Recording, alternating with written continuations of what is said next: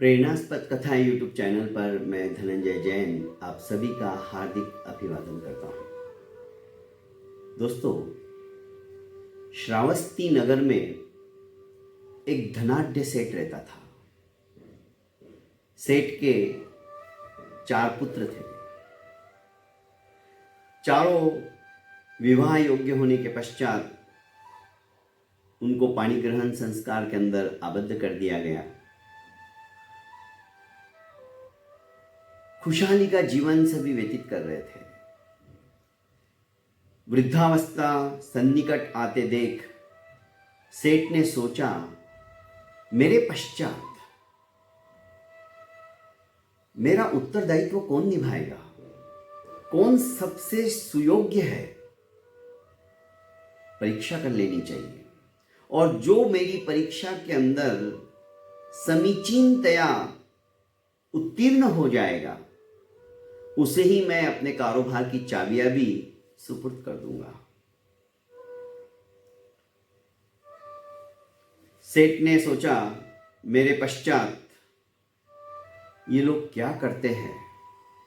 Responsibility जिसकी उसको संभला दी गई थी और सेठ ने कहा कि मैं तीर्थ यात्रा के लिए जा रहा हूं, चारों धाम करके आऊंगा। करीब करीब मुझे 5 वर्ष लग जाएंगे। इन 5 वर्ष में तुम्हें अपनी योग्यता भी सिद्ध करनी है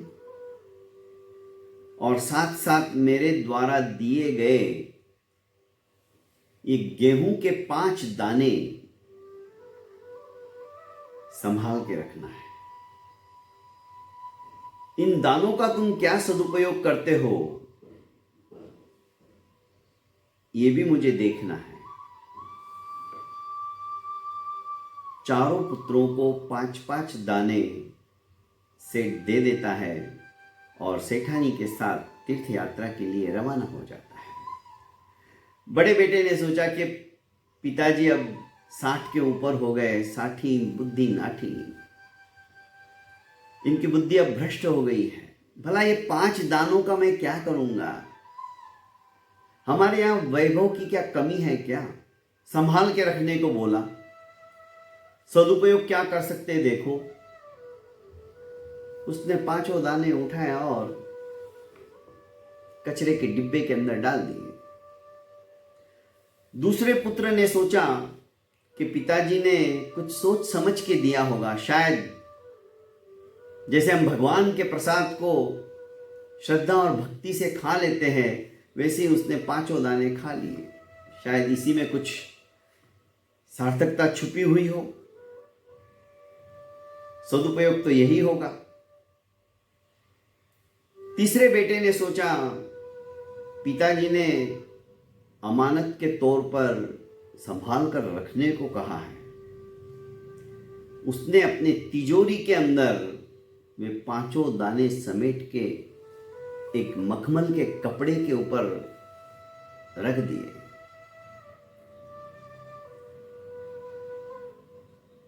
और चौथा जो लड़का था, सबसे छोटा, उसने सोचा कि पिताजी बिना मतलब ऐसा कुछ देंगे नहीं, जरूर इसके पीछे कुछ ना कुछ रहस्य है। सदुपयोग हम क्या कर सकते हैं। उसने 5 दाने बो दिए।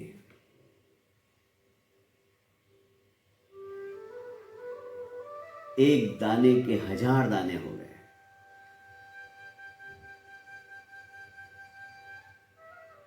1000 के 50,000, लाख, 2 लाख दाने प्रति वर्ष बढ़ते चले गए और 5 साल के अंदर तो इतने दाने हो गए कि गोदाम लेके उनको रखना पड़ा। 100 किलो के बोरे के अंदर भर भर के रखने पड़े,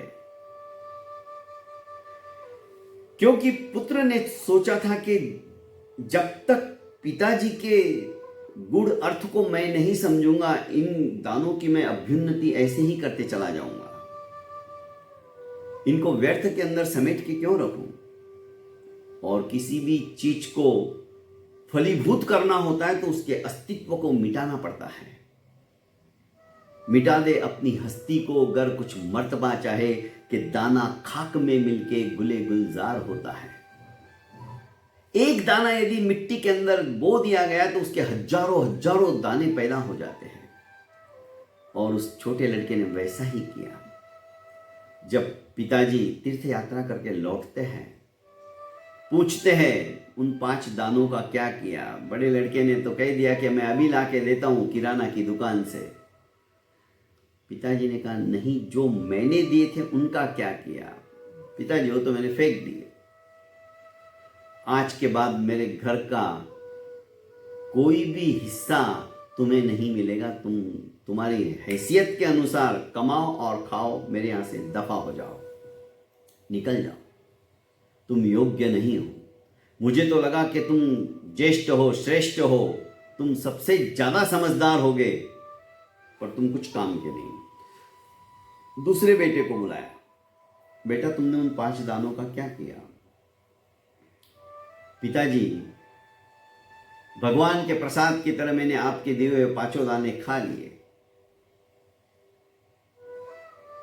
उस लड़के को सेठ ने रख रखाव करने के लिए और खाना और पीना इतने के लिए ही काबिलियत का समझकर उसको उसी तरह का काम सौंप दिया गया। तीसरा लड़के को बुलाया तो तीसरे लड़के ने कहा कि पिताश्री, तिजोरी के अंदर मैंने उन 5 दानों को समेट के रखा है। और तुरंत लेके आया, उस मखमल के कपड़े के ऊपर 5 दाने वैसे ही थे। पिता ने कहा कि जैसी मेरी संपत्ति है वो उसको संभाल के रखने वाला है, उसको खजांची बना दिया। समस्त व्यापार का पैसा का देखरेख तू करेगा। और जब सबसे छोटे लड़के को बुलाया गया तो छोटे लड़के ने कहा कि पिताजी मैं दाने यहाँ नहीं ला सकता हूँ, आपको गोदाम में चलना पड़ेगा। क्यों? तुमने ऐसा क्या कर दिया? कि पिताजी उन 5 दानों के इतने दाने हो गए, आज गोदाम परिपूर्ण हो गया है। शाबाश। अपने सबसे छोटे लड़के को शाबाशी देते हुए सेठ ने कहा कि तू सबसे योग्य है। समस्त व्यापार का कारोबार उस छोटे लड़के को समझा दिया गया। दोस्तों, कहने का अभिप्राय है वो परमपिता परमेश्वर ने भी हमें इस धरती के ऊपर 5 इंद्रियां देकर यहां पर भेजा है। श्रोत्र इंद्रिय, चक्षु इंद्रिय, घ्राण इंद्रिय, रसना इंद्रिय और स्पर्श इंद्रिय। इन 5 इंद्रियों का हम सदुपयोग क्या करते हैं? कितना लोगों का भला करते हैं? कितने अच्छे अच्छे प्रवचनों को सुनते हैं? कितने अच्छे अच्छे दृश्य देखते हैं? भगवान के दीदार करते हैं? इस शरीर से कितना हम सत्कर्म करके सैकड़ों जन्मों के अंदर मनुष्य जन्म को ही पाकर, जो कि देवता भी तरसते हैं इस जन्म को पाने के लिए, ऐसे जन्म को पाकर हम सिद्धत्व, बुद्धत्व, मुक्तत्व को प्राप्त करने की क्षमता रखते हैं। यदि उस परम पिता परमेश्वर ने हमें अपने योग्य समझकर, इस योग्य जानकर यह मनुष्य चोला दिया है, तो इसका भी हमें सदुपयोग करना होगा।